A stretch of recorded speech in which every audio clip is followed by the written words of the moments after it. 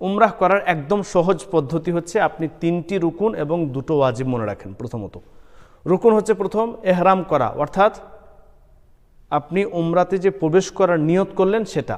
দ্বিতীয় হচ্ছে তাওয়াফ করা, কাবার তাওয়াফ করা। তৃতীয় হচ্ছে সাই করা, অর্থাৎ সাফা মারওয়ার সাই করা। 2টো ওয়াজিব, মিকাত থেকে এহরাম বাঁধা। যারা মিকাতের বাইরে, মক্কার বাইরে, তারা এহরাম বাঁধে মিকাত থেকে। দ্বিতীয় হচ্ছে মাথা মুন্ডন করা বা সম্পূর্ণ মাথা থেকে চুল ছোট করা। এই 2টি ওয়াজিব, এই 5টা মনে রাখেন, তাহলে আপনার উমরাহ সম্পূর্ণ হয়ে যাবে। বাকি যে সমস্ত কাজগুলি রয়েছে সে কাজগুলি আপনি যদি করেন সেগুলি হচ্ছে সুন্নত, সেগুলো করলে সওয়াব পাবেন। যদি কোনো সময় কোনো সুন্নত ছুটে যায় তাহলে আপনার নেকিতে কম পড়বে, কিন্তু এই 5টা জিনিস হচ্ছে জরুরি। প্রথম হচ্ছে এই 3টি রুকুন, আর দ্বিতীয় হচ্ছে এই 2টি ওয়াজিব। এবার একটু বিস্তারিত দিকে যাই। এহরাম করা, মিকাতে যখন আপনি পৌঁছে গেলেন তখন আপনি সেখানে অতিরিক্ত যে সমস্ত চুল আছে, লোম আছে, সেগুলো আপনি কেটে ফেলেন এবং সেখানে গোসল করলেন। গোসল করা সুন্নত, গোসল করে নিলেন। গোসল করার পর আপনি দাড়িতে এবং চুলে সেন্ট, আতর ব্যবহার করতে পারবেন। রাসূল সাল্লাল্লাহু আলাইহি ওয়াসাল্লাম ব্যবহার করেছেন। তারপর আপনি ইহরামের পোশাক পরবেন। ইহরামের পোশাকে কিন্তু কোনো আতর বা সেন্ট লাগাবেন না। গোসল করা হয়ে গেলে ইহরামের পোশাক পরে নিলেন। ইহরামের পোশাক পরে যখন আপনি বাসে উঠবেন, বাসে ওঠার পর আপনি উমরার নিয়ত করবেন, লাব্বাইক আল্লাহুম্মা উমরা।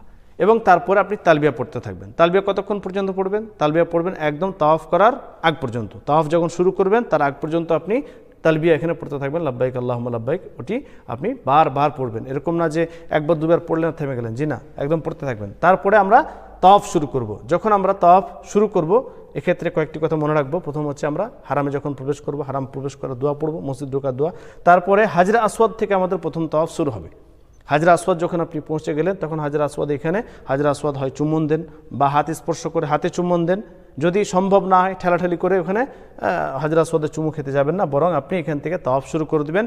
বিসমিল্লাহি আল্লাহু আকবার বলে হাত দিয়ে ইশারা করবেন তাকিয়ে হাজরা আসওয়াদের দিকে, এবং এখানে বিসমিল্লাহি আল্লাহু আকবার পড়ে তারপরে আপনার প্রথম তাওয়াফ শুরু।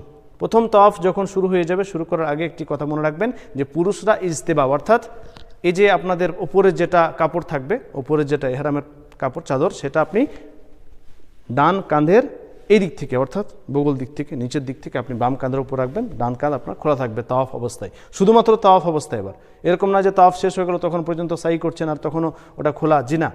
তো এখানে তাওয়াফ আপনার শুরু হলো। এভাবে আপনার তাওয়াফ শুরু। যখন আপনি এই কোণাতে আসবেন, হাজরা আসওয়াদের পিছনে যেটা কোণা, যেটাকে আমরা রুকনে ইয়ামানি বলি, এখানে এসে আপনি এটা স্পর্শ করতে পারবেন। ওখানে আমরা আবার অনেকেই চুমু খায়, অনেকে ওখানে মারামারি ঠেলাঠেলি সব কিছু শুরু করে দিই, জি না। আপনার সম্ভব হলে কি করবেন? হাত স্পর্শ করবেন, চুমু খাবেন না। হাতেও স্পর্শ করে হাত চুমু খাবেন না। এবার আপনার এখান থেকে নিয়ে এই পর্যন্ত, অর্থাৎ রুকনে ইয়ামানি এবং